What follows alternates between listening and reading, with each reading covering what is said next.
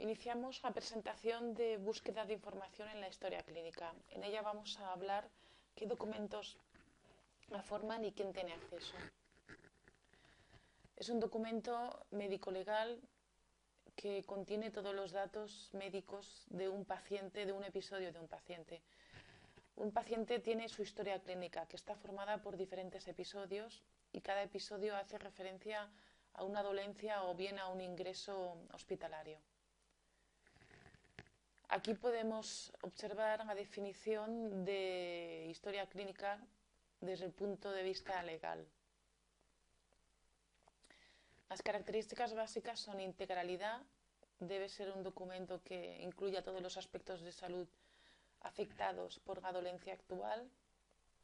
Secuencialidad, los registros de los profesionales deben ser por día y hora y por profesional. Deben ser documentos escritos con una racionalidad, una base científica, al igual que utilizando un vocabulario adecuado. Disponibilidad, deben ser accesibles a todo personal o profesional autorizado. Y oportunidad, deben ser documentos que son accesibles a cualquier persona autorizada. La historia clínica debe ser clara, debe ser legible, no una letra que no se entienda. No se pueden observar tachones y si hay que hacer un tachón debe ser una línea fina que permita leer lo que hay debajo.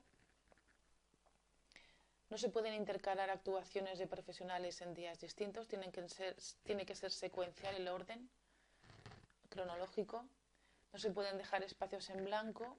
Las siglas que se utilizan muy a menudo en medicina deben estar explicadas en la parte inferior del registro y es bastante importante anotar la fecha, la hora, el nombre y el número de colegiado del profesional.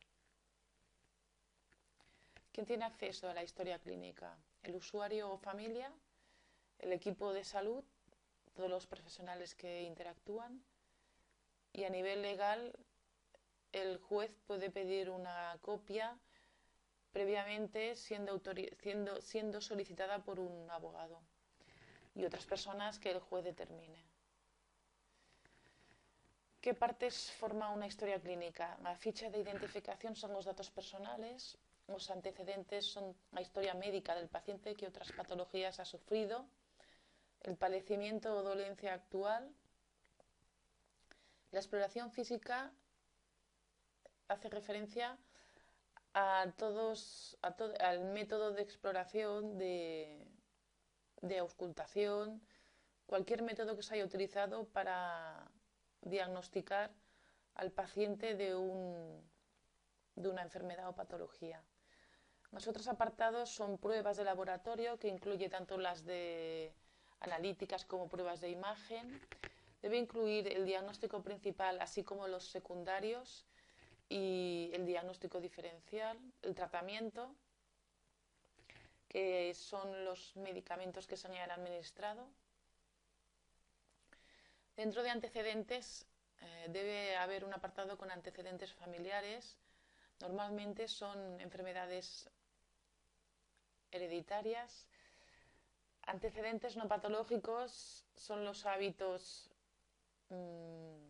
sociales, hábitos dietéticos, hábitos saludables, no saludables.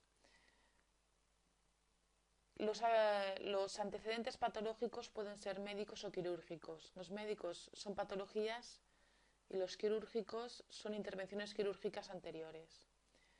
Dentro de la exploración física podemos hallar hallazgos clínicos, que son otras dolencias que se hayan podido diagnosticar sin tener sintomatología previa. Y después hay otro apartado en el cual observaremos los signos vitales: temperatura, frecuencia cardíaca, frecuencia respiratoria, tensión arterial. En la ficha de identificación observamos los datos personales del paciente. En los antecedentes familiares, sobre todo aquellas enfermedades que sean hereditarias y que ayuden a llegar a un diagnóstico al facultativo que atienda al paciente. Antecedentes no patológicos hace referencia a sus hábitos sociales, dónde vive, qué estudia,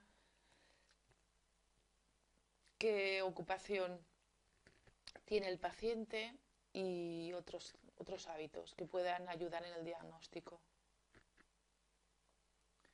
Los patológicos son las enfermedades que haya tenido el paciente, otros episodios médicos, alergias, vacunaciones. Otro apartado con el padecimiento o patología actual será la descripción del diagnóstico médico que se sospecha que tiene el paciente. En la exploración física registraremos las medidas antropométricas, que son los datos de medida del paciente, cuánto mide, cuánto pesa, si se observa alguna alteración en algún otro sistema, y los signos vitales también. En el interrogatorio por aparatos o sistemas vamos a registrar cómo afecta la dolencia actual a los otros sistemas del organismo, o bien si se ha averiguado otra dolencia secundaria. Aquí podemos observar un registro médico con todos los apartados comentados anteriormente. Habitualmente el registro en papel se utiliza muy poco. Casi todos los centros sanitarios utilizan el soporte informático. La organización de la historia clínica, la básica, sería un apartado de evolución médica donde se explica cómo ha evolucionado el paciente, órdenes médicas, qué son las pautas médicas, los signos vitales, que incluiría alguna hoja de registro de alguna especialidad médica si se precisa. En este caso aparecería neurología. También hallaríamos un apartado con resultados de laboratorio,